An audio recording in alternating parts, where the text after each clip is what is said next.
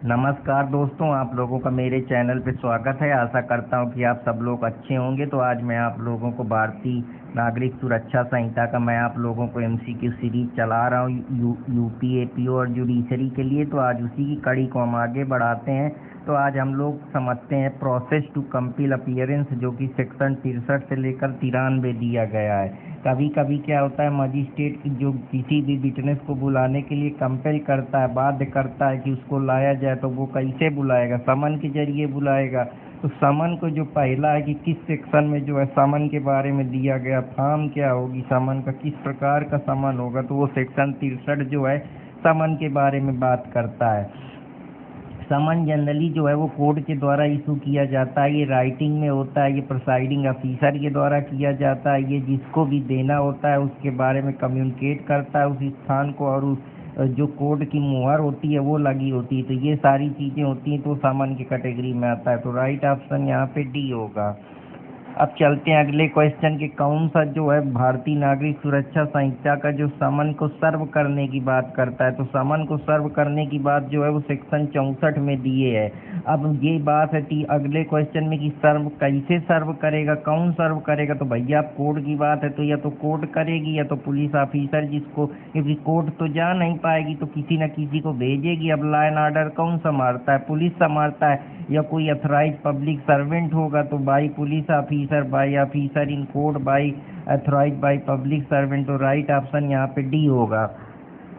Proviso जो section 64(1) का भारतीय नागरिक सुरक्षा संहिता में दिया है वो ये कहता है कि अगर पुलिस स्टेशन या कोई रजिस्ट्रार जो कोर्ट में है वो अगर मेंटेन कर रहा है रजिस्टर को, कि तो किस क्या क्या चीज़ें उसमें होंगी समन से रिलेटेड 64(1) में, कि कैसे सर्व होगा। तो उसमें एड्रेस लिखा होगा, इसके बाद ईमेल एड्रेस लिखा होगा, जो स्टेट गवर्नमेंट के और रूल्स हैं वो दिए होंगे। तो राइट ऑप्शन यहाँ पे डी होगा। तो आशा करता हूँ कि आप लोगों को ये भी समझ में आया होगा। अब जब सेक्शन 64 में how can serve summon be serve, summon को कैसे सर्व हो सकता है? तो या तो उस पर्सनली दे दी जाए तो पहुंच जाएगा, या इलेक्ट्रॉनिक कम्युनिकेशन के जरिए दे दिया जाए तो पहुंच जाएगा। तो पर्सनली और इलेक्ट्रॉनिक कम्युनिकेशन इनमें से कोई भी आप दे सकते हैं। तो राइट ऑप्शन इधर ए और बी होगा।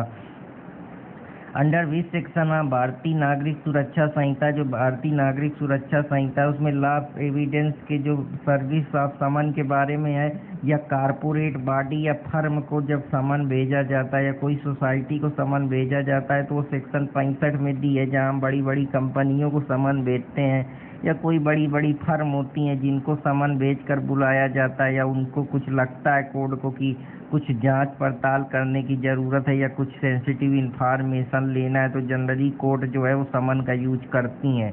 तो राइट ऑप्शन यहाँ पे 65 जो है उसमें कारपोरेट बॉडी के बारे में दिया गया है। अब सर्विस ऑफ समन जो है किसी कंपनी या कारपोरेट को भेजा जाएगा तो वो जो सर्विंग है वो किसको इफेक्ट करेगी? कंपनी में तो बड़े बड़े अधिकारी होते हैं, उनमें से डायरेक्टर होता है, सेक्रेटरीट होता है, या director, manager, secretariat, top level management, middle level और सुपरवाइजरी लेवल मैनेजर, यही सब होते हैं। तो इनमें से कोई भी A B C right option यहाँ पे होगा। अब सर्विस ऑफ समन जो है फर्म का या अदर एसोसिएशन का जो इंडिविजुअल है वो किसको इफेक्ट करेगा? या तो जो पार्टनर है फर्म का उसको करेगा, या जिसने रजिस्टर बोर्ड के जरिए उस लेटर को भेजा है उस पार्टनर को। तो इधर ए एंड बी जो है वो राइट ऑप्शन होगा। किस सेक्शन में भारतीय नागरिक सुरक्षा संहिता के ये दिया है कि हम समन जो है उसको सर्व कर सकते हैं, या कुछ एडल्ट मेंबर जो फैमिली के हैं उसको भेजा जा सकता है? तो अगर समन हम सर्व करते हैं और इसके बाद जो समन है वो किसी एडल्ट मेंबर को उस फैमिली के कंसर्न पर्सन को दिया जाता है, अब जब वो नहीं तो वो सेक्शन 66 उसके बारे में बात करता है। सेक्शन 66 जो भारतीय नागरिक सुरक्षा संहिता का है वो पर्सन जब हम समन करते हैं तो अगर वो पर्सन नहीं फाउंड करा जाएगा तो अब समन किसी जो और एडल्ट मेंबर होगा फैमिली को उसको दे दिया जाएगा। तो सेक्शन 66 इसके बारे में बात करता है। सब्स्टिट्यूटेड सर्विस ऑफ समन के बारे में जो है वो सेक्शन 67 में दिया है कि अगर कोई और तरीके से समन को सब्स्टिट्यूट कर दिया जाए या उसकी सर्विस दी जाए तो सेक्शन 67 जो है इसके बारे में बात करता है। तो अब चलते हैं अगले क्वेश्चन की तरफ। जो सब्स्टिट्यूट सर्विस ऑफ समन है वो जब हम उसके हाउस में जाके फिक्स कर दें, समन को लगा दें, तो राइट ऑप्शन यहाँ पे ए होगा।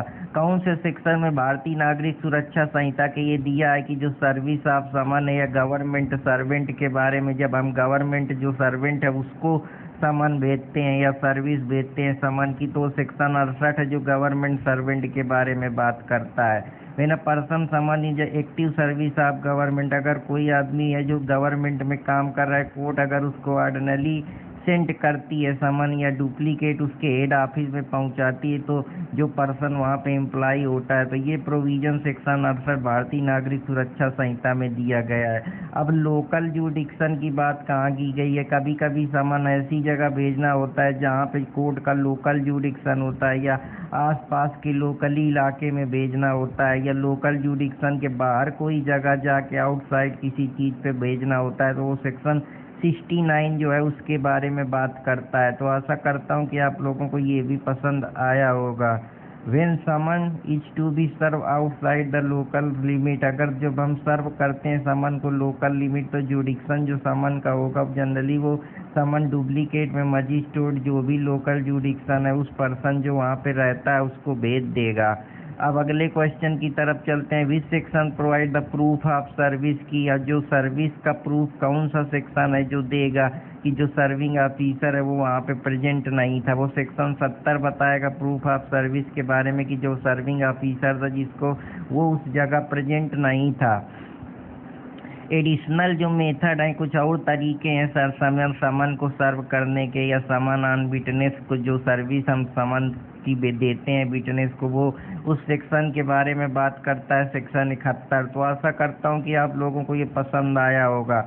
अब चलते हैं, समन होता है जनरली जब पहली बार कोर्ट बुलाती है, जब आदमी बहुत ज़्यादा परेशान कर लेता है कोर्ट को, कोर्ट बार बार उसको बुलाने का प्रयास करती है फिर भी नहीं आता, तो कोर्ट ज़बरदस्ती अरेस्ट के जरिए या वारंट भेज के उस आदमी को बुलाने का प्रयास करती है। तो वारंट क्या होता है? एक ऑफिशियल कोर्ट का ऑर्डर होता है जब वो कोर्ट किसी भी आदमी को चाहती है कि वो कोर्ट के समक्ष प्रस्तुत हो। अब अगर तुम नहीं प्रस्तुत होगे तो फिर कोर्ट तुम्हारे खिलाफ नॉन बाइलेबल वारंट जारी कर सकती है या अरेस्ट कर सकती है। तो आशा करता हूँ कि आप लोगों को ये चीज़ें समझ में आ रही होंगी। जब मैं इनके बारे में डिटेल में पढ़ाऊँगा तो कृपया मेरे चैनल अर्पित कुमार इलाहाबादिया के चैनल प्रिपरेशन जर्नी अर्पित कुमार इलाहाबादिया से जुड़े रहें और चैनल को लाइक सब्सक्राइब करते रहें। तो अब चलते हैं वारंट ऑफ अरेस्ट की तरफ। विच सेक्शन ऑफ भारतीय नागरिक सुरक्षा संहिता, कौन सा सेक्शन है जो भारतीय नागरिक सुरक्षा संहिता के बारे में वारंट ऑफ अरेस्ट और ड्यूरेशन की बात करता है? तो जो वारंट ऑफ अरेस्ट के बारे में बात की गई है सेक्शन 72 जो है इसके बारे में बात करता है। अब कौन सा इनकरेक्ट आंसर है? तो पहली बात तो वैलिड वारंट राइटिंग में होता है, एक प्रिसाइडिंग ऑफिसर कोर्ट का होता है, कोर्ट की सील मोहर लगी होती है, लेकिन वारंट कभी डुप्लीकेट में नहीं होता। तो हमसे इनकरेक्ट पूछा है तो राइट ऑप्शन यहाँ पे डी होगा। Arrest warrant in the criminal case, अगर अरेस्ट वारंट क्रिमिनल केस में होगा तो हमेशा साइन किया जाएगा जो कोर्ट का प्रिसाइडिंग ऑफिसर होगा जिसने वारंट को जारी करा या वो कोर्ट में उस वारंट को लेकर प्रिसाइड है। तो राइट ऑप्शन यहाँ पे सी होगा। तो अब चलते हैं अगले क्वेश्चन की तरफ। कितने समय तक जो वारंट है वो पूरा रिमेन रहेगा फोर्स में? वारंट की यही खासियत है कि जब तक इसको कैंसिल या हटा न दिया जाए एग्जीक्यूशन से तब तक ये लागू रहेगा। तो इसका right option until executed and cancel. अब डायरेक्ट सिक्योरिटी जो है वो पावर टू डायरेक्ट सिक्योरिटी के बारे में जो कौन सा सेक्शन बात करता है? तो जो section power to direct security taken ली जाएगी तो वो सेक्शन 73 उसके बारे में बात करता है। When court issue a warrant, अगर कोर्ट किसी को वारंट इशू करती है अरेस्ट के लिए सस्पेक्टेड पर्सन है, तो इसका मतलब क्या है? अब कोई वारंट किसी अरेस्ट के खिलाफ इशू किया गया है जो ऑलरेडी सस्पेक्टेड है, शंका है, तो स्वाभाविक सी बात है तब वो भाग न जाए उसके पहले उससे श्योरिटी ले ली जाएगी, अमाउंट जमा करा लिया जाएगा कि तुम कितना भी उस्ताद बनो अगर कहीं भागोगे तुम्हारा पैसा पहले तो तुम जमा ख़त्म करेंगे, जब्त करेंगे, इसके बाद फिर से वारंट भेज के तुमको गिरफ्तार करेंगे, बनो तुम कितने होशियार बनते हो। तो जो इस प्रकार की चीज़ें हैं जब टाइम एक्यूज का पर्सन फिक्स हो तुमको कोर्ट के सामने बुला के मानेंगे, नहीं अगर आए तो पैसा जब्त होगा, तुरंत फिर से तलाशी वारंट या सर्च वारंट या नॉन बाइलेबल वारंट जारी करेंगे और तुमको पकड़ेंगे। अगर इस बार तुम नहीं हाजिर हुए तो इस बार तुमको जघन्य अपराधी घोषित कर देंगे, हैबिचुअल अफेंडर जिसको बोलते हैं 82(4) में 84 में। तो इस प्रकार से आईपीसी में जो ये सब चीज़ें दी गई हैं जिनके बारे में मैं बात कर रहा हूँ, 23 सब क्लास 4 में जो आईपीसी में है 84 में जो है वो हैबिचुअल अफेंडर के बारे में जो सारी चीज़ें हैं इसके बारे में बात करता है। तो यहाँ पे right option all of the above होगा। अकॉर्डिंग टू सेक्शन 74 जब अगर वारंट अरेस्ट का हुआ है तो वो वारंट कौन डायरेक्ट करेगा? वारंट जनरली भैया तो कोर्ट के जरिए आएगा, या तो कोई पुलिस ऑफिसर करेगा, या कोई एग्जीक्यूशन जो है उसका तुरंत होना चाहिए। अगर पुलिस ऑफिसर नहीं है अवेलेबल है तो और कोई जो होगा वो करेगा। लेकिन इसके लिए राइट ऑप्शन यही है कि या तो एक या दो से ज़्यादा पुलिस ऑफिसर हो सकते हैं जिससे उसका इमीडिएट एग्जीक्यूशन किया जा सके। तो राइट ऑप्शन ए, इधर ए और बी होगा।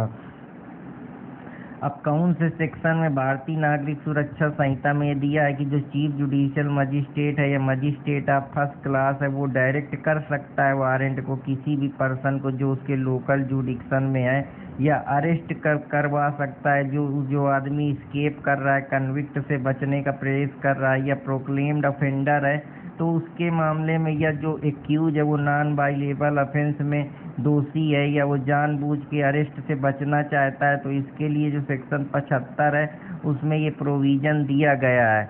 विच of the following is not true? तो वारंट जो पुलिस के द्वारा जो डायरेक्ट होता है वो कोई और अदर पुलिस ऑफिसर के द्वारा एग्जीक्यूट नहीं किया जा सकता। तो राइट ऑप्शन यहाँ पे जो है ये गलत है, नॉट ट्रू हमसे पूछा है। जबकि ऐसा हो सकता है कि अगर वो अधिकारी नहीं तो कोई दूसरा कर सकता है। और नोटिफिकेशन की उस वारंट में किस लिए तुमको अरेस्ट करा गया है, क्या क्या मटेरियल पर्टिकुलर है। मटेरियल पर्टिकुलर का मतलब उसके अंदर क्या क्या चीज़ें लिखी हैं। अगर किसी आदमी को अरेस्ट करने जाए तो बताएंगे ना कि ये चीज़ें लिखी, जैसे हमारे कॉन्स्टिट्यूशन में है कि हमको नेचर ऑफ ऑफेंस के बारे में बताया जाएगा कि हम किस कारणवश से उसको अरेस्ट कर रहे हैं। जैसा हमारा कॉन्स्टिट्यूशन में आर्टिकल 22 के कुछ प्रावधान है उसके बारे में बात करता है, बेल का अधिकार देता है, साथ ही साथ वो उसको जो उसका वकील है उसको भी चुनने की आज़ादी देता है। 24 घंटे से ज़्यादा हम किसी भी अपराधी को नहीं रख सकते, उसको मजिस्ट्रेट के पास पेश करना पड़ेगा। तो ये सारी चीज़ें आप वहाँ से इंटरलिंक कर सकते हैं। इस सारी चीज़ों के बारे में बात की गई है। सेक्शन 58 भी जो है भारतीय नागरिक सुरक्षा संहिता का इसके बारे में बात करता है। तो आशा करता हूँ कि आप लोगों को ये भी पसंद आया होगा जो सेक्शन 77 में दिया है। A S provided by section 77 जो भारतीय नागरिक सुरक्षा संहिता का है वो पुलिस ऑफिसर या कोई और पर्सन जो एग्जीक्यूट कर रहा है वारंट वो अरेस्ट कर सकता है अगर कोई भी नोटिफाई सब्सटेंस का मिल जाता है, या कुछ जो वारंट है उसमें अरेस्टेड के बारे में रिक्वायर्ड है कि इस आदमी को अरेस्ट ही करना है। तो बोथ ए एंड बी जो है वो राइट ऑप्शन है। पुलिस ऑफिसर की ये जिम्मेदारी है कि जो अरेस्टेड पर्सन है उसको तुरंत कोर्ट के सामने प्रस्तुत करे, कोई डिले ना करे। तो ये जो प्रोविज़न है जो हम कॉन्स्टिट्यूशन में पढ़ते हैं 22 में, और यहाँ पे हमसे BNSS में सेक्शन 78 उसी की बात करता है। तो आप इसको इस तरीके से लिंक कर सकते हैं। तो राइट ऑप्शन यहाँ पे सी होगा। तो अब चलते हैं अगले क्वेश्चन की तरफ। Which of the following section of BNS provide the place of execution? जब हम किसी वारंट को एग्जीक्यूट करते हैं वो प्लेस पे जहाँ पे, तो वो सेक्शन 79 में उसके बारे में दिया गया है। According to BNS warrant of arrest में भी एग्जीक्यूटेड, वारंट जो अरेस्ट का है वो किसी भी प्लेस से इंडिया में हम किसी को भी एग्जीक्यूट करा के अरेस्ट कर सकते हैं। When a warrant is executed outside a local जुडिक्शन, कभी कभी जो वारंट होता है वो लोकल जुडिक्शन के आउटसाइड हम किसी को पकड़ना चाहते हैं या उसका एग्जीक्यूशन कराना चाहते हैं। तो इस मामले में जो एग्जीक्यूटिव मजिस्ट्रेट है उसके जुडिक्शन में है तो वो एग्जीक्यूट कर सकता है, या सुप्रीटेंडेंट SP के जुडिक्शन तो वो एग्जीक्यूट कर सकता है, कमिश्नर के पुलिस के उसमें है तो कमिश्नर जो है वो एग्जीक्यूट कर सकता है। तो ये सारी चीज़ें हैं जो दी गई हैं। कौन से सेक्शन में अगर वारंट डायरेक्ट है पुलिस ऑफिसर का और एग्जीक्यूशन उसका आउटसाइड जुडिक्शन में है तो वो एग्जीक्यूट करा सकता है। सेक्शन 81 इसके बारे में बात करता है। Which of the following section provide a procedure of arrest of person against हुम वारंट इज इशू, कि जिसके खिलाफ वारंट इशू हुआ है उसके लिए अरेस्ट का प्रोसीजर क्या होगा। तो ये सारी बातें जो सेक्शन 82 में दी गई हैं, और 82(2) जो है वो पुलिस ऑफिसर को ये पावर देता है कि वो जो अरेस्ट जिसका कर रहा है या अरेस्टेड पर्सन को हेल्ड कर रहा है तो एक डिग्नेटेड पुलिस ऑफिसर डिस्ट्रिक्ट का होना चाहिए या कोई और ऑफिसर किसी अदर डिस्ट्रिक्ट का हो जहाँ पर्सन नॉर्मली रहता हो। तो राइट ऑप्शन यहाँ पे डी होगा।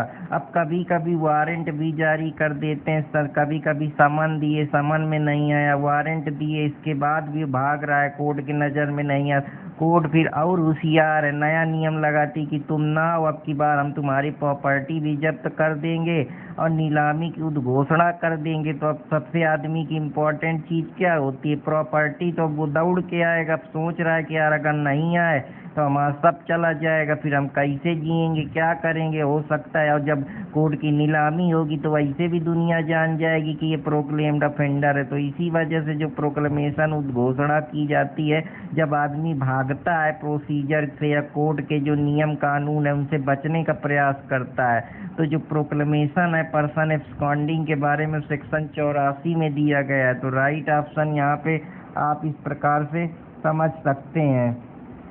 तो प्रोक्लेमेशन अगर किसी भी चीज़ का पर्सन एब्सकॉन्डिंग है तो प्रोक्लेमेशन में पूरे 12 शब्द दिए गए हैं। तो अगर 12 शब्द टोटल इस ट्रिक से आप याद कर सकते हैं कि टोटल 12 है, तो जहाँ पे इसका सम मिल जाए 8 4 12, तो इस प्रकार से आप 84 याद कर सकते हैं। तो ये कुछ ट्रिकें हैं जो मैं आप लोगों को देने का प्रयास कर रहा हूँ ताकि आपके मेमोरी का जो वर्कलोड है वो थोड़ा कम हो सके। When the warrant cannot be executed, the court may proceed। अगर वारंट नहीं एग्जीक्यूट होता है तो कोर्ट सीधा 84 में प्रोक्लेमेशन इशू कर सकती है। अगर इफ एनी कोर्ट है reason to believe that any person against whom the warrant has been issue, अगर कोई भी पर्सन है जिसके खिलाफ वारंट इशू हुआ है या वो एक्सपांड किया गया है तो जो वारंट है वो एग्जीक्यूट नहीं किया जा सकता है। So the such warrant can not be executed. वो इस वजह से भाग रहा है क्योंकि वारंट जो है उसको एग्जीक्यूट ना किया जाए। इस सिचुएशन में कोर्ट जो है वो अपना रिटन प्रोक्लेमेशन 30 दिन के अंदर दे देती कि इस जगह पे आओ, इस प्लेस पे आओ, इस समय पे आओ, वरना हम तुम्हारा जो प्रोक्लेमेशन है वो पब्लिश कर रहे हैं। तो राइट ऑप्शन यहाँ पे बी होगा। तो अब चलते हैं अगले क्वेश्चन की तरफ। जो पीरियड है अपीयरेंस ऑफ प्रोक्लेमेशन का सेक्शन 84 में वो 30 दिन से कम नहीं हो सकता है। वैलिड प्रोक्लेमेशन सेक्शन 84 में मान लिया जाएगा जब जो प्रोक्लेमेशन है उसको उसके गांव के आसपास या उसके कॉन्स्पिशियस प्लेस पे, उस टाउन के आसपास, उसी जगह पे जहाँ एक्यूज जो ऑर्डिनरी रहता था वहाँ पे पब्लिक रीडिंग के लिए लगा दिया जाएगा। तो राइट ऑप्शन ए होगा। प्रोक्लेमेशन जो सेक्शन 84 में है वो अगर कोई भी पर्सन के खिलाफ इशू होता है जहाँ उसके खिलाफ वारंट इशू किया गया तो प्रोक्लेमेशन जो है वो एक्यूज ऑफेंडर के खिलाफ हो सकता है या जो उसकी सिक्योरिटी ले सकता है वो भी लपेटे में आएगा, जो विटनेस है वो भी लपेटे में आएंगे। तो ये जितने हैं all of the above right option होगा। When a person again whom the proclamation is issued, जब कोई पर्सन है जिसके खिलाफ प्रोक्लेमेशन इशू किया जाता है सेक्शन 84 में, अगर वो फेल हो जाता है उस पर्टिकुलर अपीयर होने के लिए, तो जो प्रोक्लेम्ड ऑफेंडर है पर्सन, अगर जो ऑफेंस अगर उसने 10 साल या उससे ऊपर करा है तो, और यह पर्सन एक्यूज है जो इम्प्रीजनमेंट लाइफ या डेथ का, तो ये दोनों कासेज हैं जिनके बारे में बात की गई है।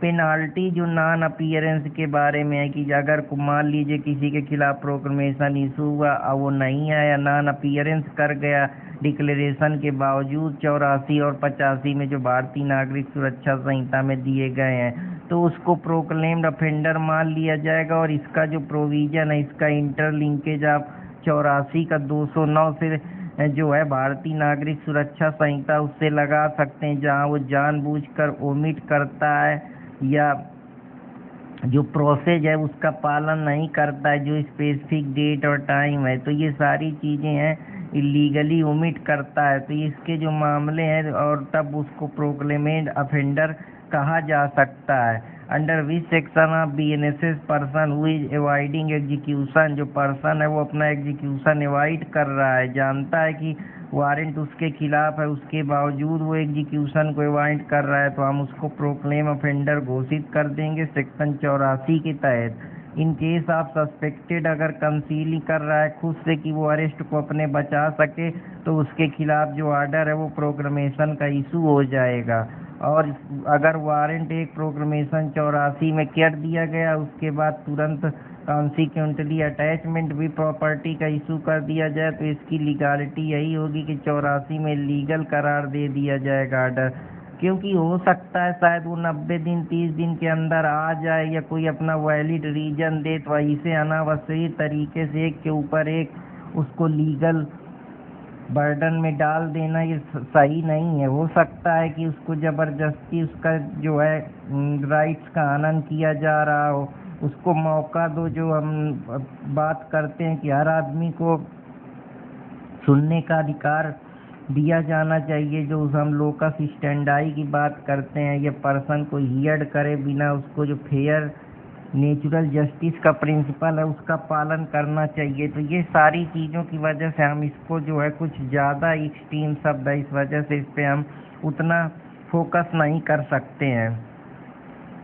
In respect of which of the offence of person can be declare proclaimed offender, तो कौन सा जो है वो पर्सन प्रोक्लेम्ड ऑफेंडर घोषित होगा। कोई भी ऑफेंस जो पनिशेबल है, इम्प्रीजनमेंट अगर उसका 10 साल से ऊपर है, या इम्प्रीजनमेंट लाइफ हुआ है, या ऑफेंस जो पनिशेबल है 10 साल या उससे ऊपर, या इम्प्रीजनमेंट फॉर लाइफ, तो ये जो चीज़ें अगर हो जाएंगी, ऑफेंस 10 साल से ऊपर हो जाएगा, या लाइफ इम्प्रीजनमेंट हो जाएगा मामला, या डेथ भी हो सकता है। तो इस तरीके के जो अगर कोई अपराध करता है या ऑफेंस मेड होते हैं, तो हम उसके जो आदमी करता है उसको हम प्रोक्लेम्ड ऑफेंडर घोषित कर सकते हैं। अब अटैचमेंट ऑफ प्रॉपर्टी की बात करते हैं, तो अटैचमेंट ऑफ प्रॉपर्टी के जो मामले हैं, जब एक एब्सकॉन्डिंग एक्यूज की जो प्रॉपर्टी है वो अटैच की जाती है, बार बार कोर्ट बुला रही, इसके बाद वो भाग गया, जैसे विजय माल्या भगोड़ा निकल गया, अब उसकी प्रॉपर्टी चाहे तो कोर्ट अटैच कर सकती है। नीरव मोदी की है, मेहुल चोकसी की है। तो इस प्रकार से जो ये अटैच प्रॉपर्टी एब्सकॉन्डिंग एक्यूज का वो सेक्शन 85 में भारतीय नागरिक सुरक्षा संहिता में इसके बारे में दिया गया है। सेक्शन 85 जो है भारतीय नागरिक सुरक्षा संहिता का कोर्ट जो है वो अटैचमेंट ऑफ प्रॉपर्टी के बारे में बात करती है। अगर एब्सकॉन्डिंग एब्सकॉन्ड हो जाता है प्रोक्लेमेशन के बावजूद भी अगर नहीं आ रहा, भैया बता दिया कि प्रॉपर्टी अटैच होना है, इसके बावजूद तुम नहीं आ रहे हो, तो प्रॉपर्टी तो अटैच की ही जाएगी। Under the proviso of section 85(1) attachment of property of person absconding तुरंत साइमल्टेनियसली प्रोक्लेमेशन के बाद जारी कर दी जाएगी। In order to compel appearance of person, अगर हम किसी पर्सन को अपीयर कर रहे हैं एब्सकॉन्डिंग, जबकि पता है कि उसका वारंट जो है इशू हो चुका है, और प्रॉपर्टी को हम तुरंत साइमल्टेनियसली अटैच कर दे रहे हैं, तो ये जो कंडीशन है, क्योंकि हो सकता है जो प्रोक्लेमेशन वो अपनी प्रॉपर्टी बेच दे, डिस्पोज कर दे, या उसको रिमूव कर दे, या कोई पार्ट अपने लोकल जुडिक्शन से हटा दे, तो ये दोनों केसेस में हम अटैचमेंट कर सकते। अगर प्रॉपर्टी अटैच कर दी गई है और वो पूरी तरीके से वो प्रॉपर्टी जो है सरकार के कब्जे में हो सकती है, और अटैचमेंट में ये सरकार चाहे तो उस प्रॉपर्टी को सीज कर ले, या कोई अपना एक रिसीवर अपॉइंट कर दे, या अब उस प्रॉपर्टी की डिलीवरी संभव नहीं है, अब वो प्रॉपर्टी प्रोहिबिट है डिलीवरी के लिए। तो ये जो सारी चीज़ें हैं, ये दो ही भी मेथड हैं जो यूज कर सकती है जो अथॉरिटी हैं। ये properties attach to be immovable property, अगर कोई भी प्रॉपर्टी इमूवेबल प्रॉपर्टी है तो जो कोर्ट है वो उसका पोजीशन ले सकती है, उसका अपॉइंटमेंट रिसीवर का कर सकती है, और प्रॉपर्टी की जो डिलीवरी है उसको प्रोहिबिट कर सकती है। तो ये सारे जो चीज़ें नहीं, आप टू जो है इस पे राइट ऑप्शन होगा। विच of the following section of भारतीय नागरिक सुरक्षा संहिता में जो है आइडेंटिफिकेशन और अटैचमेंट ऑफ प्रॉपर्टी की जिसकी प्रॉपर्टी उसको आइडेंटिफाई करे कि ये प्रॉपर्टी किसकी है, या प्रोक्लेम्ड ऑफेंडर के बारे में जो प्रॉपर्टी अटैचमेंट से रिलेटेड सेक्शन 86 इसके बारे में बात करता है।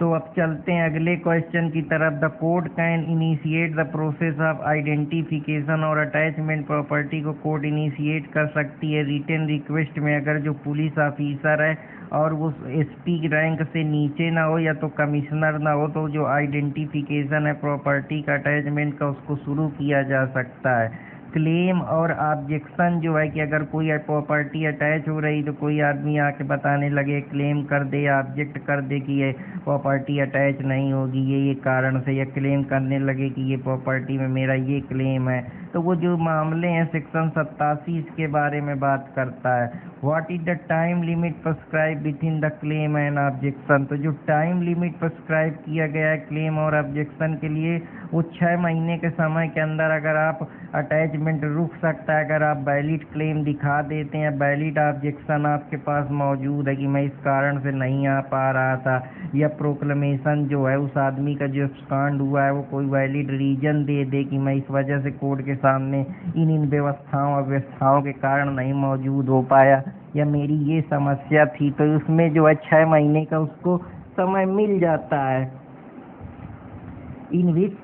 In which the court the claim and objection under section 87 made, 87 में तभी जो है क्लेम और ऑब्जेक्शन मेड हो जाएगा जब जो ऑर्डर ऑफ अटैचमेंट इशू कर दिया जाएगा, और जो कोर्ट का ऑर्डर है जुडिशियल मजिस्ट्रेट का सीजीएम का, वो प्रॉपर्टी को जो अटैच है वो कोई प्रॉपर्टी जो है वो आउटसाइड ऑफ डिस्ट्रिक्ट है, तो अगर इनमें से कोई भी केस बनता है तो क्लेम ऑब्जेक्शन किया जा सकता है। Section of release with the release और सेल का उस सेक्शन में ये दिया है कि उसकी प्रॉपर्टी आदमी अपनी रिलीज करा सकता है, बेच सकता है, इवन जो अटैच प्रॉपर्टी उसको दोबारा से रिस्टोर भी करा सकता है।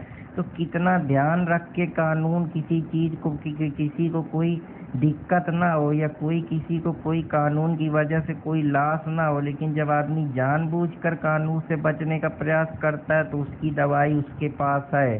तो सेक्शन 88 जो है वो रिस्टोरेशन, रिलीज और सेल की बात करता है। अब प्रोक्लेम्ड जो पर्सन होता है जिसकी प्रॉपर्टी जो है वो अटैच की गई है, वो क्लेम कर सकता है अगर वो 2 साल के अंदर जो है वो अपना क्लेम दिखा दे प्रॉपर्टी में। जो सोल प्रोसीड है अपीयरेंस का, वो 2 साल के अंदर प्रोक्लेम्ड पर्सन जो है जो प्रॉपर्टी अटैच की गई है वो क्लेम कर सकता है प्रॉपर्टी को। या फिर सेल प्रोसीड में जो है अपीयरेंस में आ जाए 2 साल के अंदर अटैचमेंट के, तो राइट ऑप्शन यहाँ पे बी होगा। ट्रांजिट रिमांड क्या होती? ट्रांजिट रिमांड ये होती जब अपराधी एक स्टेट से दूसरे स्टेट तक ले जाया जाता है, जैसे कुछ अपराधी का बहुत ज़्यादा कनेक्शन उस राज्य में होता है, या पॉलिटिकल पकड़ होती है, या वो इतना कुख्यात होता है कि वहाँ उसकी दबंगई चलती है, तो उसकी दबंगई को कम करने के लिए उसका जो एक फोमो इफेक्ट है, या कह सकते हैं जो उसका एक बहुत ज़्यादा लोड है मार्केट में, दबदबा है, उसको कम करने के लिए कि ये बाहर चला जाएगा तो इसके कनेक्शन टूट जाएंगे, किसी से बात नहीं कर पाएगा, तो जो इसके अपराध करने की क्षमता है उस पर रोक लगेगा। तो इस वजह से जब एक स्टेट से दूसरे जगह तक जो है उसको रिमांड में लिया जाता है, या वो जब जुडिशियल कस्टडी में एक राज्य से दूसरे राज्य में जाता है, तो इस तरीके के जो एक्यूज के चीज़ें होती हैं उसको ट्रांजिट रिमांड की कैटेगरी में रखा जाता है। तो आशा करता हूँ कि आप लोगों को समझ में आया होगा।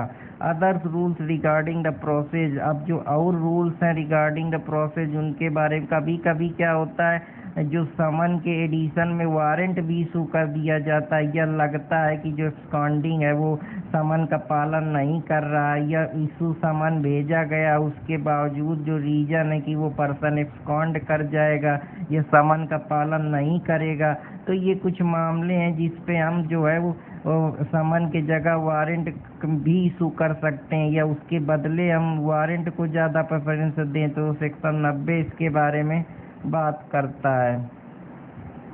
अब चलते हैं अगले क्वेश्चन की तरफ, अगर taking bond for appearance person, कभी कभी क्या होता है, हम जब अपीयरेंस कोई आदमी ऐसे आएगा नहीं तो कोर्ट कुछ बॉन्ड रखा लेती है, कुछ मॉनेटरी वैल्यू रखा लेती है, कुछ पैसे जब्त करा लेती कि ऐसे हमारे पैसे जब्त रहेंगे तो आदमी का एक वो बना रहेगा और वो कोर्ट के सामने अपीयर होगा। अगर वो नहीं अपीयर होगा तो उसके पैसे चले जाएंगे, तो उसको दुख होगा, या कोई प्रॉपर्टी ले लेती है, कोई सिक्योरिटी ले लेती है जिससे वो कोड का पालन करे, कोड की अवहेलना न करे। तो सेक्शन 81 उसके बारे में बात करता है। अगर कोई आदमी जो उसके बॉन्ड है उनको ब्रीच करता है, वो अपीयर नहीं होता है, तो उसको दोबारा से कोर्ट अरेस्ट कर सकती है, सेक्शन 92 में दिया है। तो आशा करता हूँ कि आप लोगों को ये भी पसंद आया होगा।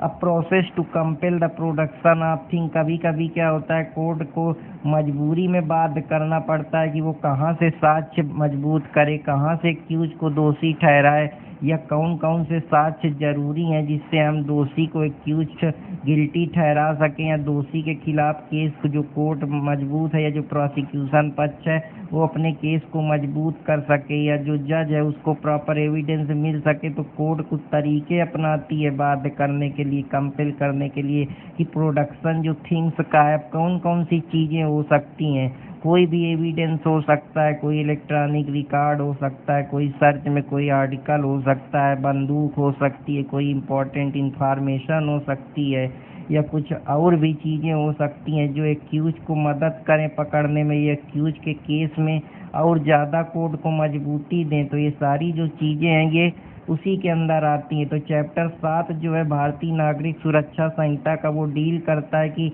हम प्रोसेस किसी भी प्रोडक्शन थिंग के लिए हम कंपेल कर सकते हैं। तो ये जो चैप्टर 7 है भारतीय नागरिक सुरक्षा संहिता का, इसके बारे में बात करता है। Under which one of following section of BNSS summon to produce a document, जब क्या BNSS में कौन सा है कि हम कोई डॉक्यूमेंट मंगाने के लिए समन भेजते हैं, जो आदमी के पास वो डॉक्यूमेंट रखे हैं या उसके कब्जे में है, तो वो सेक्शन 94 इसके बारे में बात करता है। A person who is required to merely produce a document, अब कोई भी पर्सन को अगर केवल डॉक्यूमेंट या थिंग के लिए प्रोड्यूस किया तो वो क्या कैसे डॉक्यूमेंट देगा, या तो वो पर्सनली अटेंड करेगा, या तो कोई डॉक्यूमेंट है जो कोर्ट के सामने प्रोड्यूस करेगा। तो राइट ऑप्शन सी होगा।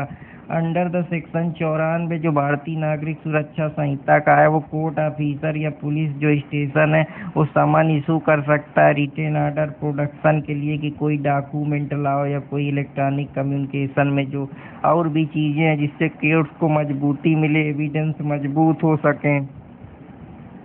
सेक्शन 95 में जो है वो प्रोसीजर दिया गया है कि जो डॉक्यूमेंट जो कस्टडी में है पोस्टल अथॉरिटी के, उनको प्रोड्यूस करे, वो डॉक्यूमेंट दे। तो ये कौन डॉक्यूमेंट है जो जिसके बारे में बात की जा रही है। तो विच ऑफ द फॉलोइंग अथॉरिटी में रिक्वायर्ड अ पोस्टल अथॉरिटी, कौन सी अथॉरिटी है ये रिक्वायर करती है पोस्टल अथॉरिटी को कि वो डॉक्यूमेंट डिलीवर करे, या कोई थिंग्स है, या कोई कस्टडी में पोस्टल अथॉरिटी के कोई पार्सल, तो किसके पास कौन सी ऐसी अथॉरिटी है, या कौन सा ऐसा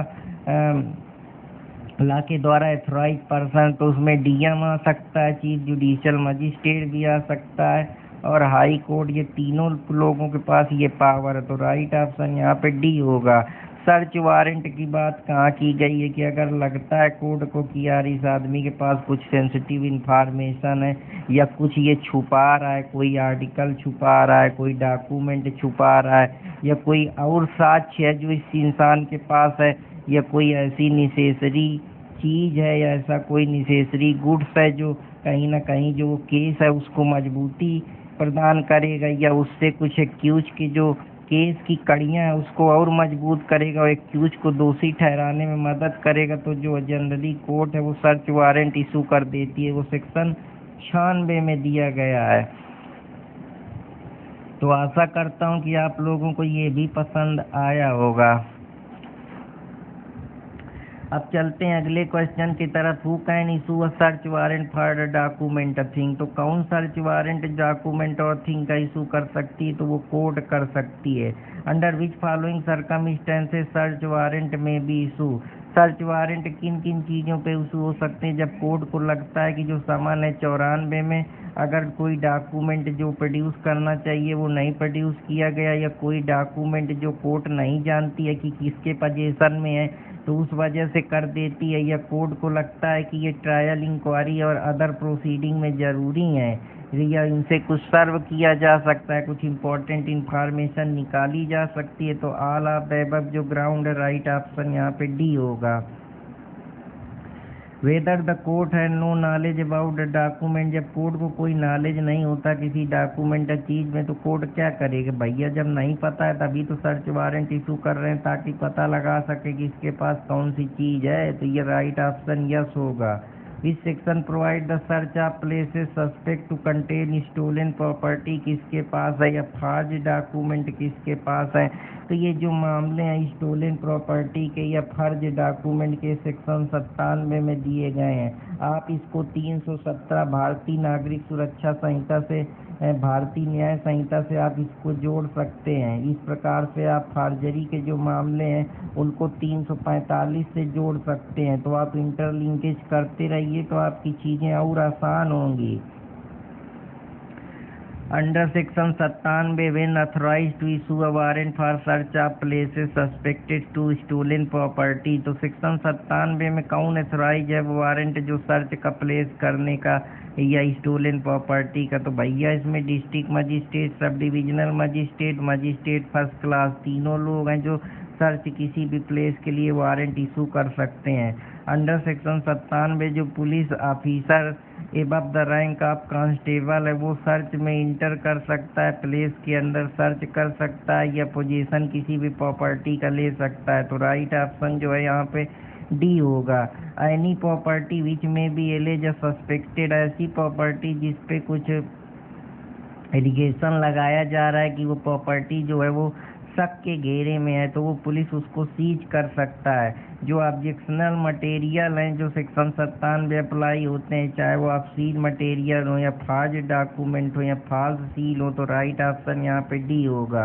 विच of the following section provided certain publication forfeited. तो जो सर्टेन कुछ पब्लिकेशन है वो फॉरफिट कर दिए जाएंगे सर्च वारंट के समय, तो ये सेक्शन 98 इसके बारे में बात करता है। तो अब चलते हैं अगले क्वेश्चन में। विच of the following under BNS cover section 98 जो भारतीय नागरिक सुरक्षा संहिता का सेक्शन 152 जो है ओनली उसके बारे में बात करता है, 156 157 उसके बारे में बात करता है, 294 295 299 जो ये सारे हैं वो सेक्शन 98 का जो भारतीय नागरिक सुरक्षा संहिता का उसके ऑफेंस के बारे में ये बात करते हैं। तो कौन से सेक्शन है एप्लीकेशन के जो सेट असाइड करते हैं डिक्लेरेशन ऑफ फॉर फीचर। अगर हम कोई फॉर फीचर का डिक्लेरेशन को हटाना चाहते हैं तो सेक्शन 99 में उसके बारे में दिया गया है। डिक्लेरेशन अगर किसी भी डॉक्यूमेंट का या कोई ऑब्सीन कंटेंट है उसको फॉरफिट करना चाहते हैं, डिक्लेयर करना चाहते हैं, तो सेक्शन 99 में उसे डिसाइड किया जा सकता है हाई कोर्ट के द्वारा।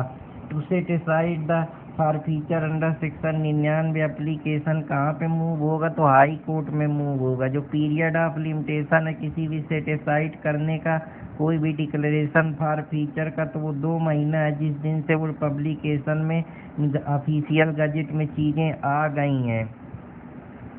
तो 100 में जो search warrant find out the person, ताकि पर्सन जो रॉन्गफुली कन्फाइंड हुआ है उसको प्रोड्यूस किया जा सके या अथॉरिटी के सामने रखा जा सके, तो ये प्रिंसिपल को हम हाबियस कॉर्पस से जोड़ सकते हैं। और ये 100 वाला जो प्रोविज़न है इसमें district magistrate search warrant issue कर सकता है, एसडीएम कर सकता है, फर्स्ट क्लास कर सकता है, लेकिन जो कोर्ट ऑफ सेशन है वो नहीं कर सकता है। Which of the provision of BNS resemble with writ of, उसी को सेम उसी के तरीके देखते हैं। हैबियस कॉर्पस तो सेक्शन 100 इसकी बात करता है।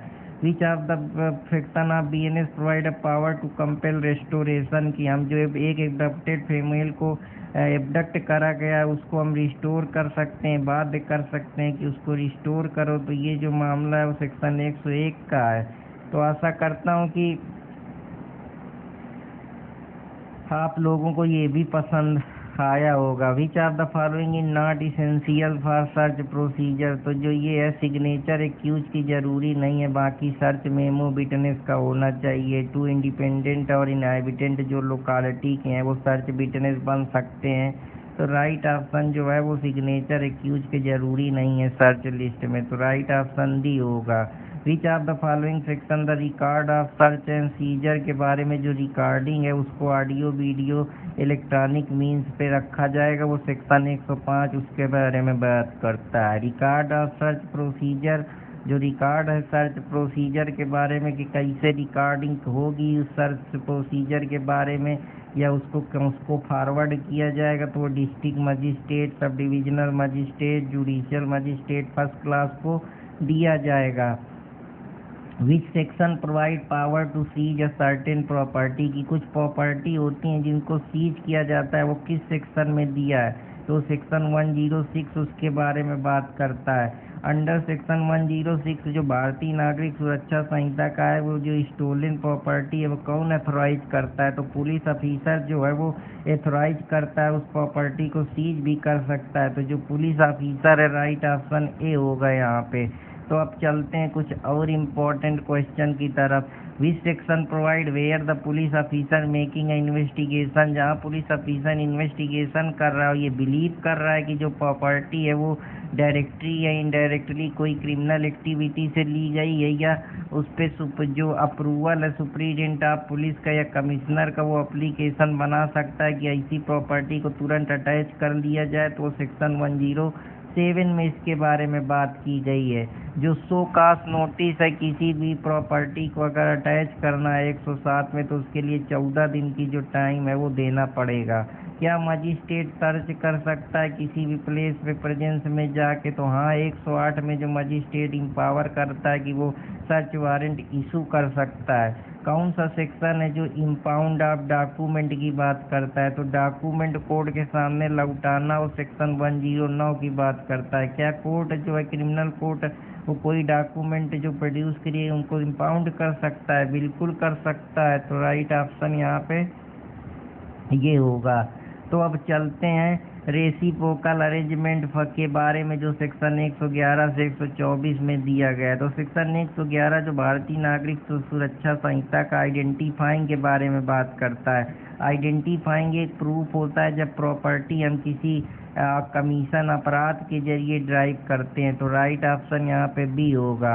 Under the provision of section 111 जो भारतीय नागरिक सुरक्षा संहिता का है, वो कंट्रैक्टिंग स्टेट की बात करते हैं। जब कोई कंट्री के बाहर किसी से अरेंजमेंट करता है, जहाँ पे जो अरेंजमेंट होता है वो सेंट्रल गवर्नमेंट या उस कंट्री के गवर्नमेंट के साथ कोई ट्रीटी करी जाती है, तो हम उसको कंट्रैक्टिंग स्टेट बोलते हैं।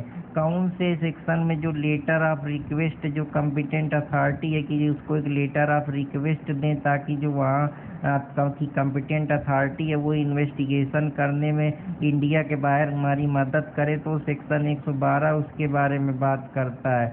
अगर कोई भी लेटर ऑफ रिक्वेस्ट कंट्री के बाहर प्लेस ऑफ आउटसाइड इंडिया, तो कोर्ट को अथॉरिटी मिलती कि वो इन्वेस्टिगेट करे इंडिया में, तो 113 में दिया गया है। तो अब चलते हैं अगले क्वेश्चन की तरफ। कौन सा सेक्शन जो है वो असिस्टेंस देता है प्रॉपर्टी का ऑर्डर अटैचमेंट का या फॉरफीचर करने का, तो वो सेक्शन 115 उसके बारे में बात करता है। कौन से सेक्शन में प्रोविजन है कि हम कोई अनलॉफुली अगर प्रॉपर्टी को एक्वायर करें हैं उसको आइडेंटिफाई करने का जो प्रोसीजर है वो 116 में दिया है। टू होम कोर्ट में अपॉइंट एडमिनिस्ट्रेटर, कोर्ट किसको जो है उस प्रॉपर्टी का एडमिनिस्ट्रेटर या मैनेजमेंट उस प्रॉपर्टी का जो सीज हुई है या फॉरफीट हुई है, तो डिस्ट्रिक्ट मजिस्ट्रेट जो नॉमिनेट किया जाएगा, डिस्ट्रिक्ट मजिस्ट्रेट या कोई ऑफिसर जो डिस्ट्रिक्ट मजिस्ट्रेट के द्वारा नॉमिनेट करेगा, वो उस प्रॉपर्टी का जो सीज की गई या फॉरफीट की गई है उसका ध्यान रखेगा। तो अब चलते हैं अगले क्वेश्चन की तरफ। कौन सा सेक्शन है जो फाइन की बात करता है फॉरफीचर ऑफ प्रॉपर्टी की। तो फाइन के अलावा उसकी प्रॉपर्टी को फॉरफीट भी किया जाएगा। ये जो सेक्शन है 121 इसके बारे में बात करता है।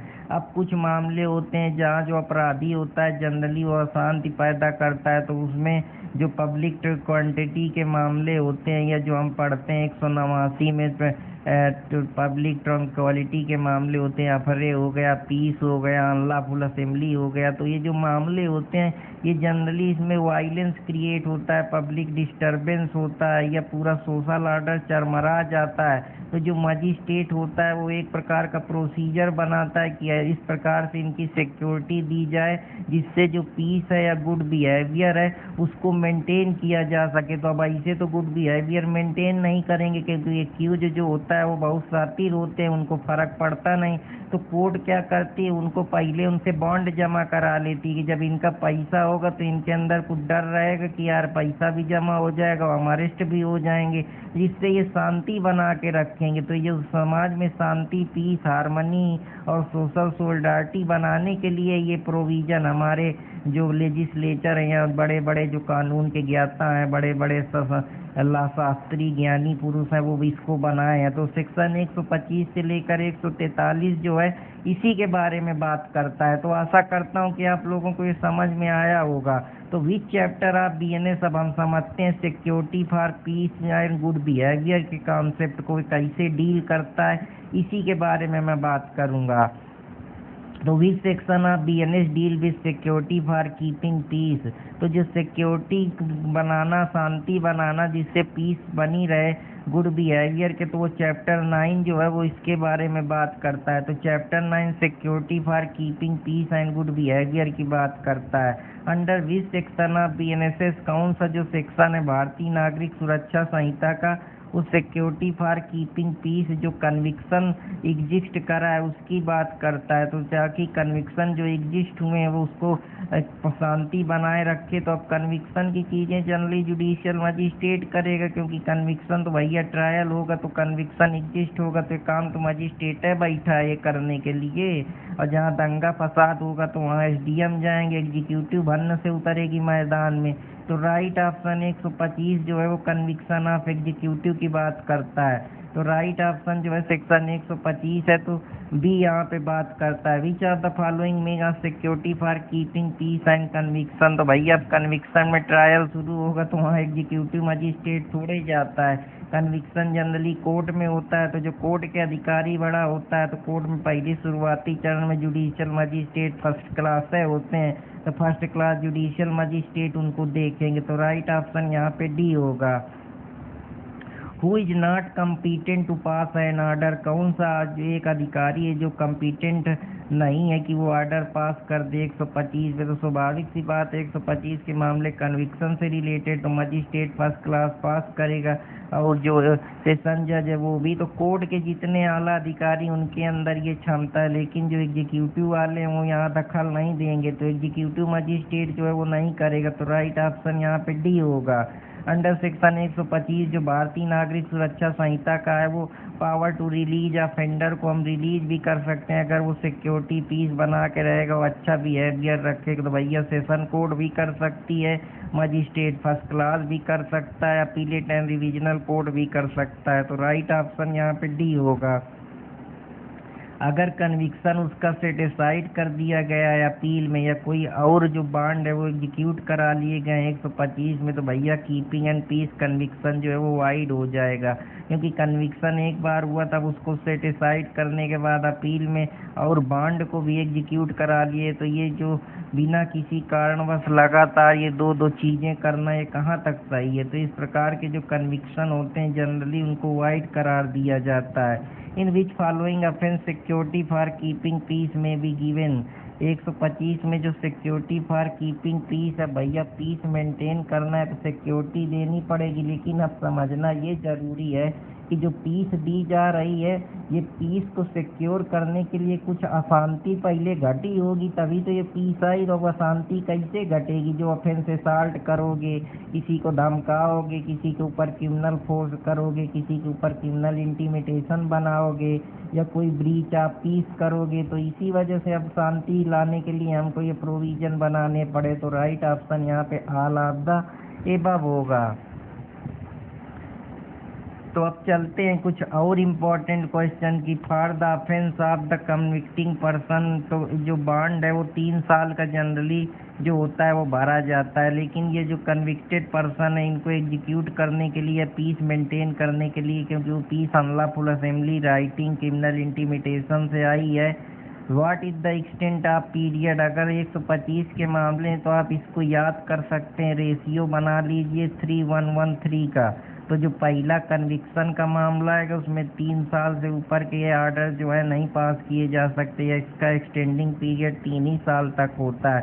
3 साल तक शांति बनाओ, तब तक थोड़ा ठंडा जाओगे, अगर नहीं ठंडाओगे तो फिर दोबारा वारंट जारी करके या तुम जानबूझ के तुमसे बॉन्ड एग्जीक्यूट कराएंगे ताकि फिर शांति बनाए रहो। तो समाज में शांति बनी रहे, पीस हार्मनी बनी रहे, बंदूक के दम पे कोई किसी को परेशान न करे। तो ये जो चीज़ें हैं इसके लिए ये प्रोविज़न लाया गया है। जैसे हमारा जो 162 वाला जो होता है अर्जेंट केस में न्यूसेंस के जो मामले होते हैं, जो कंडीशनल ऑर्डर पास किए जाते हैं, ये सारे मामले इसी से रिलेटेड हैं। Which of the following statement is not true with regard to 125? जो ऑर्डर एग्जीक्यूशन है बॉन्ड का वो अपीलेट कोर्ट में नहीं किया जा सकता है। तो राइट ऑप्शन यहाँ पे बी होगा। Which section of BNSS deal with security for keeping peace in other cases? अब जो फिर शांति बनाना है अभी तो जो अशांति पैदा करे उसके लिए, लेकिन जो अदर केसेज और हैं, जैसे तुम बहुत सारी चीज़ में कोई सिविल एक्ट का कोई उल्लंघन कर रहे हो, या ड्रग ले रहे हो, या और कोई अदर केसेज है, तो 126 जो है उसके बारे में बात करता है। Which of the following magistrate? अब अदर केसेज में जनरली जब डिस्टर्बेंस, पीस और अशांति, कहीं लाठी चल रही है, SST के मामले हुए, अभी बिहार में जो है बच्चों धरना प्रदर्शन करे, या कोई और जो अभी हरियाणा में किसानों ने आंदोलन करा, तो ये कभी कभी अशांति या डिस्टर्बेंस, पीस या कोई आंदोलन शुरू कर दिए, तब ये शांति कौन लाएगा? सबसे पहले SDM है तो आता है, जॉइंट मजिस्ट्रेट आता है, तो ये इनका काम है, क्योंकि ये धरातल में जो भी अशांति पैदा होती है उसमें जो एग्जीक्यूटिव की तरफ से लोग होते हैं वही शांति लाने का प्रयास करते हैं। इसीलिए जो इसमें बॉन्ड की क्षमता है वो 1 साल दी गई है। तो ये एग्जीक्यूटिव मजिस्ट्रेट करता है। 126 में जो एग्जीक्यूटिव मजिस्ट्रेट है वो अगर ब्रीच कमिट हो रही है तो इसके लिए लायबल होता है। इन प्रोसीडिंग 126 में जो भारतीय नागरिक सुरक्षा संहिता में उसमें एग्जीक्यूटिव मजिस्ट्रेट जो है वो बॉन्ड, पीस और कीपिंग से रिलेटेड जो है वो 1 साल से अदर केस में 1 साल होता है। तो आप इस तरीके से याद कर सकते हैं। और जो मैक्सिमम पीरियड होता है कीपिंग पीस के लिए जो बनाया जाता है 126 में, उसमें 1 साल का जो है वो आप 1 साल से ऊपर का बॉन्ड नहीं ले सकते हैं। सिक्योरिटी फॉर गुड बिहेवियर, अगर कोई सेडेशियस मैटर जैसे सेडिशन कर रहा है या जानबूझ के जो है देश, जो राज्य है, जो स्टेट है उसके खिलाफ सेडिशन, भड़काऊ देशद्रोह कर रहा है, जैसे SG वामबटकरी का केस था, तो आप इसको इस प्रकार से समझ सकते हैं। जो 124A में था इसको इंटरलिंक कर सकते हैं आप 127 से जो इसके बारे में बात करता है। यही सेम प्रिंसिपल 97-98 CRPC में था, तो इस प्रकार से समझ सकते हैं। यही प्रिंसिपल जो हमारा है 293-94 में IPC में था। तो इस प्रकार से आप इंटरलिंक करके जहाँ सेडिशन के जरिए या कोई ऑब्सीन चीज़ दिखा के या कोई पब्लिकेशन करते हैं जो कहीं ना कहीं एक तरीके से बहुत ही ज़्यादा सेडिशन टाइप का होती हैं, या कोई ऐसा होता है जो कहीं ना कहीं पब्लिकेशन ऑब्सीन होते हैं, तो ये जो सारे मामले हैं ये जनरली इसी तरीके के आते हैं। तो 127 में दिया है जो, तो इसके लिए जो सेडिशियस मैटर होते हैं इसमें डिमांड है जो एग्जीक्यूटिव मजिस्ट्रेट के द्वारा की जाती है। तो राइट ऑप्शन ये होगा। तो अब चलते हैं अगले क्वेश्चन की तरफ। Which of the following BNS deal with security for good behaviour for suspected person. तो जो सस्पेक्टेड पर्सन है उनके लिए, मान लीजिए कोई सस्पेक्टेड पर्सन है कि इसने चोरी करी है, इसने कोई हैबिचुअल क्राइम करा है, तो इस प्रकार के जो मामले होते हैं उनकी सिक्योरिटी को मजबूत करने के लिए जो प्रोविज़न है वो 128 में दिए गए हैं। और जो एग्जीक्यूटिव मजिस्ट्रेट है वो एग्जीक्यूट करा सकता है बॉन्ड जो गुड बिहेवियर का या सस्पेक्टेड पर्सन का है। पीरियड उसका जो है वो 1 साल से ज़्यादा एक्सीड नहीं कर सकता है। तो राइट ऑप्शन जो है वो 1 ईयर है।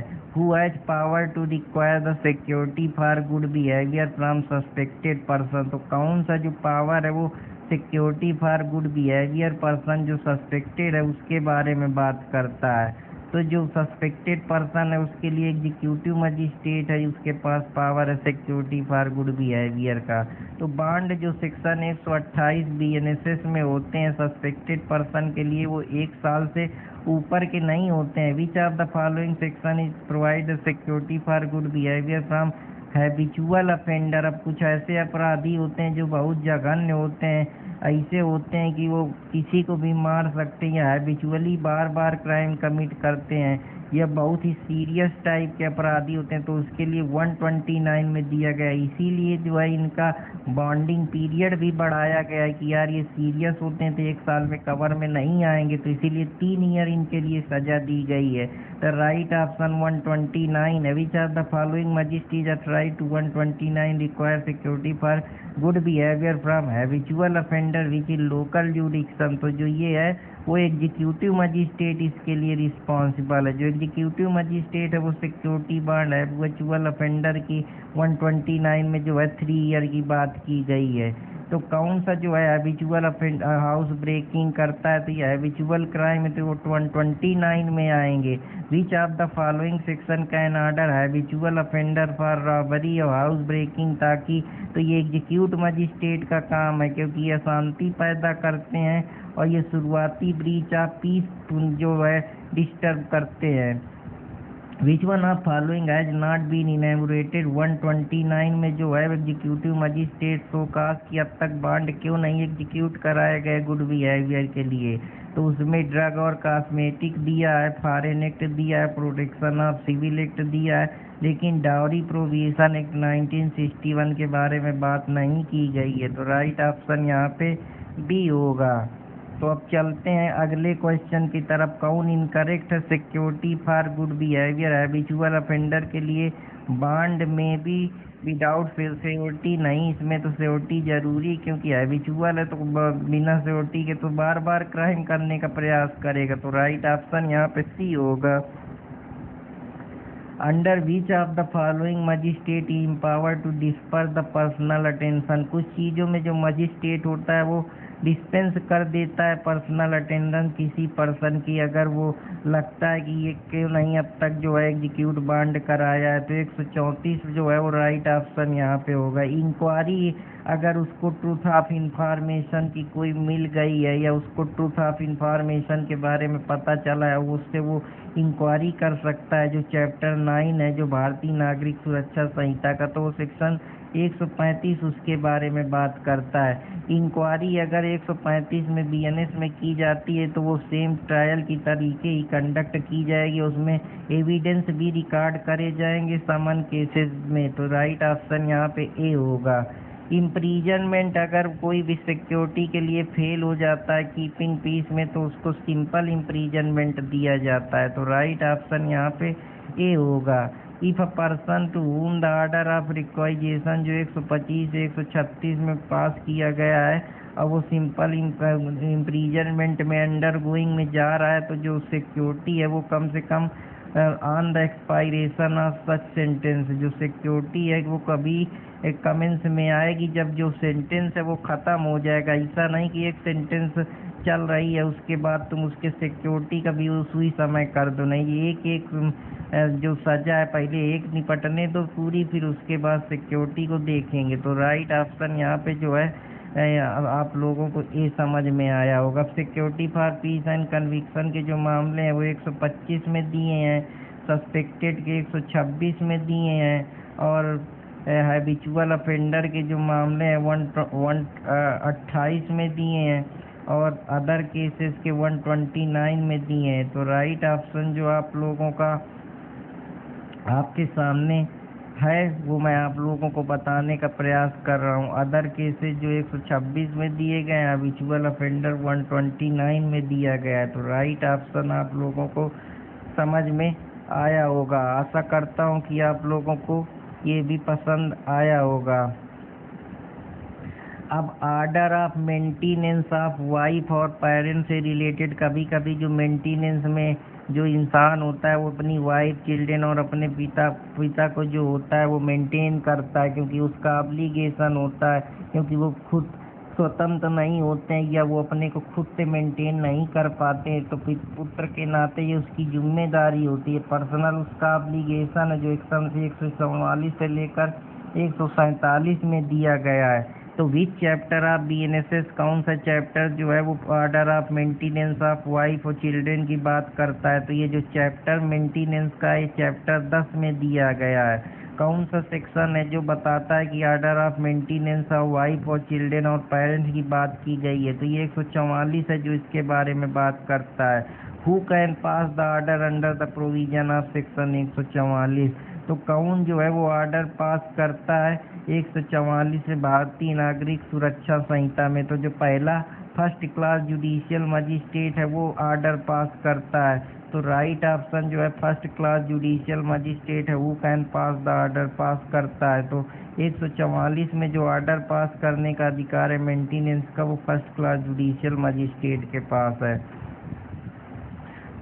Only one statement is true, तो इसमें कौन सा ये फैनी पर्सन अगर किसी के पास सफिशियंट मीन्स है नहीं है, वो निगलेक्ट है या अपने को रिफ्यूज कर रहा है या मेंटेन नहीं कर पा रहा है, तो वो है 144 में कहीं ना कहीं वो मेंटेनेंस ले सकता है। और पर्सन जो सफिशियंट मीन्स है जिसके पास, वो कहीं ना कहीं अपने जो पिता है उसको मेंटेन करे अपने पेरेंट्स को, तो यही चीज़ है, वो रिजेक्ट नहीं कर सकता है अपने पेरेंट्स को मेंटेन करने के लिए, वो लाइबिलिटी उसकी है, वो पर्सनल ऑब्लिगेशन है। तो राइट ऑप्शन ए होगा।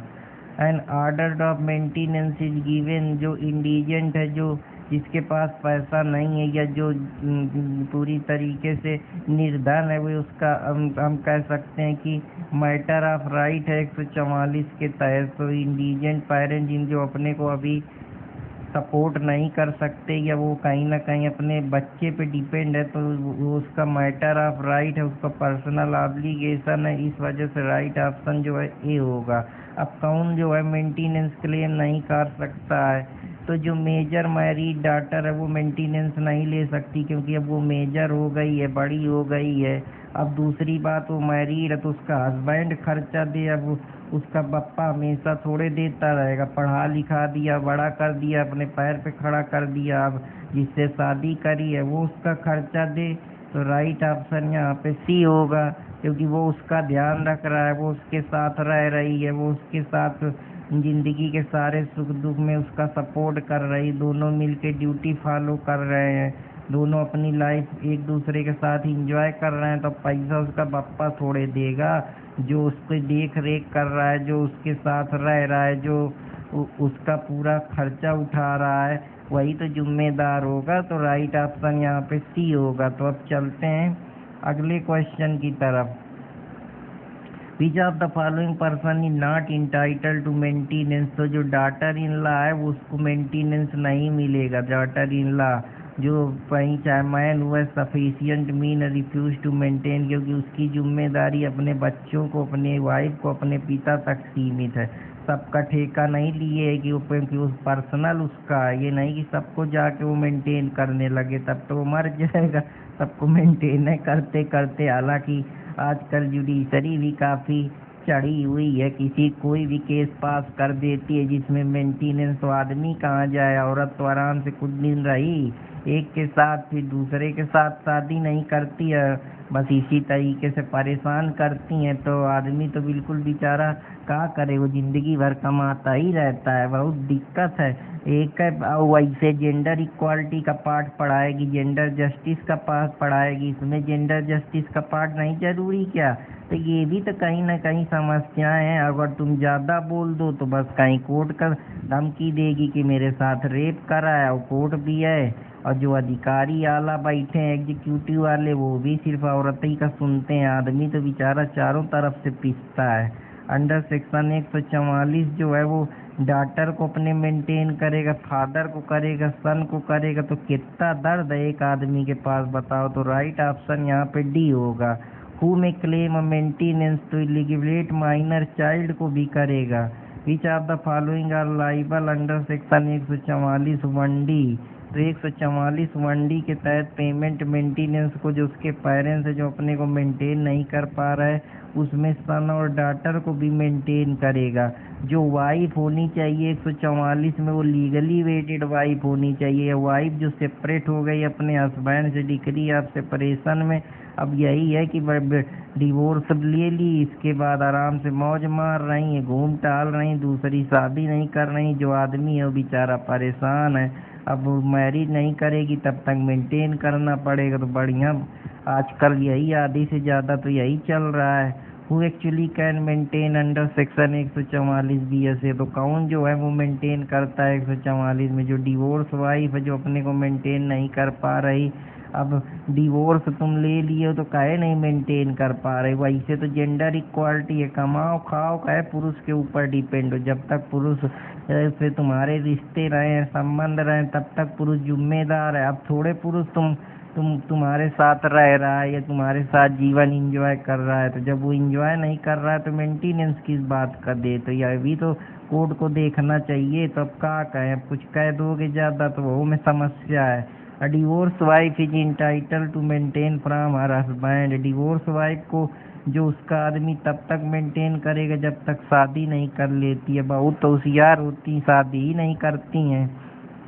विच of the following can not claim maintenance, तो जो मेंटेनेंस के मामले हैं वो मेजर सन जो है वो मेजर अब बड़े हो गए, अपने पाए पे खड़े हो, कमाओ बप्पा के जिंदगी में हमेशा गुजारते रहोगे तो यह तो एक दर्द है। तो राइट ऑप्शन यहाँ पे सी होगा।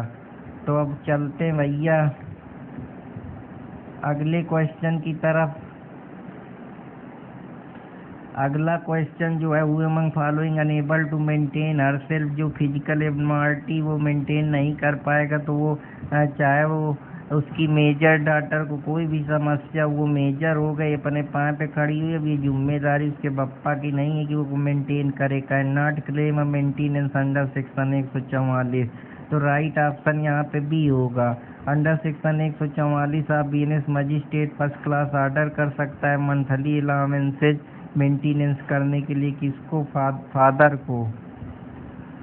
अंडर सेक्शन 144 आप BNSS magistrate has power to grant, magistrate जो है वो अंतरिम जो मेंटेनेंस है वो ग्रांट कर सकता है, ताकि वो जो प्रोसीडिंग चल रही उसका भी खर्चा वही दे। तो औरत का देगी, सिर्फ आदमी ही देता रहेगा। तो राइट ऑप्शन ए होगा।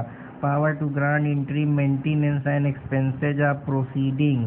अब चलते हैं मंथली अलाउंसेज कितना देना होगा, इसकी भी कोई लिमिट नहीं है। मान लो आदमी जब 20,000 कमाता है, वो उसकी वाइफ मर्सिडीज जैगवार मांग रही, तो कहाँ से बेचारा ला के दे? अब इसके लिए चाहे मर के कमाए चाहे जैसे कमाए, इसमें केस है रजनीश वर्सेस नेहा का, जो केस बताता है कि स्टेटस पार्टी की है, पार्टी कितना कमा रही, इकोनॉमिक स्टेटस उसका कितना है, ये भी सारी चीज़ें तो कोर्ट को देखना चाहिए। एजुकेशन कितना है उस आधार पे मेंटेनेंस देगी, नहीं कि सड़रा 5 करोड़ का डिमांड है। आजकल तो हाई फाई लग्जरी पैसा भी मांगती हैं ताकि आराम से ऐश कर सके, घूमे टहले। आदमी तो मर जाता है बेचारा, इसके बाद शादी नहीं करेंगी।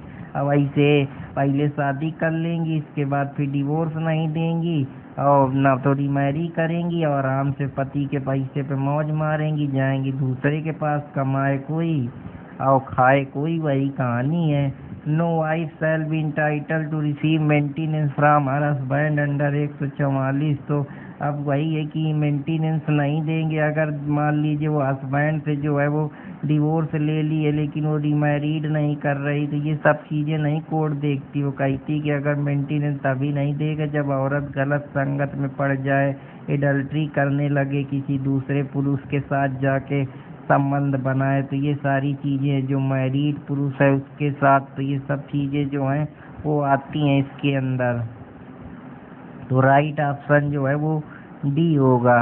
विच of the following can not claim maintenance. तो अगर वाइफ एडल्ट्री में रह रही है तो मेंटेनेंस नहीं ले सकती, या उसने जानबूझ के उसको किया, हम अब म्यूचुअल कंसेंट से अलग हुए हैं 13B के तहत, तो अब वाइफ अकेले रह रही है लेकिन समझौता हो गया कि भैया हम सेपरेटली रहेंगे म्यूचुअल कंसेंट से, तो अब क्लेम नहीं करेंगे, हम खुद खाएंगे खुद कमाएंगे, ये बात है। तो right option both A and B है। And order of maintenance and interim maintenance की जो बात है कि अगर इंटरिम मेंटेनेंस जो है वो कैंसिल भी किया जा सकता है कुछ सर्कमस्टेंसेज में, तो उसके बारे में 144 सब क्लास 5 बात करता है। तो राइट ऑप्शन यहाँ पे ए होगा। तो अब चलते हैं अगले क्वेश्चन की तरफ। If husband has contracted marriage with another, अगर हस्बैंड जो है वो मैरिज कर लेता है दूसरे वुमेन के साथ, या कोई मिस्ट्रेस रख लेता है इसे, जो उसको कहते हैं कि हाँ इसे काम के लिए रख लिया, तो वो जो ग्राउंड है वो पूरी तरीके से वाइफ के साथ नहीं रह रहा है, एक जस्ट ग्राउंड है वाइफ के लिए कि वो उसके साथ रहने से मना कर दे। तो राइट ऑप्शन, क्योंकि हमारे यहाँ बिगैमी का जो है वो अपराध है, तो राइट ऑप्शन यहाँ 63-64 में जो दिया गया है, और इसके पहले 494 में दिया था IPC में, वो हम following not entitle to claim maintenance. तो अगर लिविंग एडल्टी में रहती है, मेजर मैरिड डॉटर है जो मेंटेन कर रही है खुद से, तो क्लेम नहीं कर सकती, और हस्बैंड वाइफ अगर म्यूचुअल कंसेंट से अलग हुए हैं रह रहे हैं तो वो क्लेम नहीं कर सकते कि हमको मेंटेनेंस दो। तो इनकरेक्ट जो आंसर है वही है कि अगर सम अदर रिलीजन में एम्ब्रेस कर ले तो इसके बारे में कहीं नहीं दिया गया है। तो राइट ऑप्शन जो है कि अगर मुस्लिम वुमेन का जो राइट एंड डिवोर्स का मामला था, जो ट्रिपल तलाक वाला मामला, Saira Bano versus union of India का जो मामला था, उसमें 144 से ग्रांट मेंटेनेंस अगर मुस्लिम वुमेन है तो वो पर्सनल लॉ में भी ले सकती है, और CRPC का जो 125 है और जो अभी 144 है उस पर रिटेन कर सकती है। तो जो उसका और इसकी रिमेडी इंडिपेंडेंट है। तो आशा करता हूँ कि आप लोगों को पसंद आया होगा। Under which of the following section of BNS the procedure for proceeding. तो प्रोसीडिंग की जो प्रोसीजर 144 में, उसका प्रोसीजर जो है प्रोसीडिंग का 145 में है। प्रोसीडिंग जो 144 में टेकन की गई है उस पर्सन या डिस्ट्रिक्ट के खिलाफ जहाँ वो रहता है, जहाँ उसकी वाइफ रहती है, जहाँ उसका फादर या मदर रहता है। तो सारे ऑप्शन जो हैं वो सही हैं। अगर एविडेंस प्रोसीडिंग के 144 में, तो BNS में जो रिकॉर्ड होंगे उसको समन केसेस की तरीके लिया जाएगा। तो राइट ऑप्शन यहाँ पे ए होगा। अब चलते हैं कुछ और क्वेश्चन की तरफ। Under which of following section of BNS monthly allowances और इंटरिम जो मंथली अलावेंसेज हैं वो अल्टर्ड किए जा सकते हैं। तो जो मंथली अलावेंसेज है वो घटाए बढ़ाए जा सकते हैं सर्कमस्टेंसेज के हिसाब से। तो सेक्शन 146 उसके बारे में बात करता है। सेक्शन 146 अल्टरेशन ऑफ मंथली और इंटरिम मंथली अलावेंसेज की बात करता है। अगर आर्डर पे किया गया मंथली अलावेंसेज का मेंटेनेंस में 144 में BNSS में, तो मैरिड वुमेन अगर हस्बैंड है तो के खिलाफ जो है वो कैंसिल कर सकता है। अगर वो डिवोर्स ले रहा है इसके बाद उसकी शादी हो गई है, या जो डिवोर्स हस्बैंड है वो होल ऑफ सच सम जो है वो रिसीव कर चुका है, या जो वो हस्बैंड है वो ने अपने राइट को सरेंडर कर दिया है मेंटेनेंस के, तो all of the these right option होगा। और जो आर्डर मेंटेनेंस का अगर कोई ना माने तो उसको इन्फोर्समेंट की बात 147 में की गई है। अगर आर्डर पास कर दिया गया 144 BNSS में, तो जो चैलेंज है कि पार्टी जो अनसक्सेसफुल पार्टी है वो उसका रिवीजन करा सकती है। ये रिवीजन जो है वो हाई कोर्ट के जो सेशन जज है वहाँ पे हो सकता है, या हाई कोर्ट में हो सकता है। application जो maintenance का it is not necessary to avoid that husband had treated the wife with cruelty। ऐसा जरूरी नहीं कि जो हस्बैंड वो अपनी वाइफ को मारने लगे, परेशान करने लगे एप्लीकेशन ऑफ मेंटेनेंस के लिए। तो राइट ऑप्शन यहाँ पे सी होगा। तो आशा करता हूँ कि आप लोगों को ये लेक्चर समझ में आए होंगे, और समझ में आए हो तो कृपया चैनल को लाइक सब्सक्राइब करते रहें और चैनल के साथ जुड़े रहें, और अपने दोस्त अर्पित कुमार इलाहाबादिया के चैनल से चीज़ों को जानते रहें, समझते रहें, और चैनल से जुड़े रहें। चैनल को लाइक सब्सक्राइब करते रहें, और अपने जो आने वाली परीक्षाएं हैं उनके लिए बेहतरीन से बेहतरीन क्वेश्चन करते रहें, और मुझे भी अपना आशीर्वाद और सपोर्ट देते रहें। और जनता जनार्दन से मैं यही उम्मीद करूंगा कि मेरे चैनल को थोड़ा प्रेम देते रहें, और आप बेहतरीन से बेहतरीन चीज़ों को जानते रहें, समझते रहें, और चैनल के साथ जुड़े रहें। तो फिर मिलेंगे इसी उमंग और उत्साह के साथ। तो हंसते रहें, मुस्कुराते रहें, और अपने सपनों को उड़ान देते रहें। जय हिंद दोस्तों, जय भारत।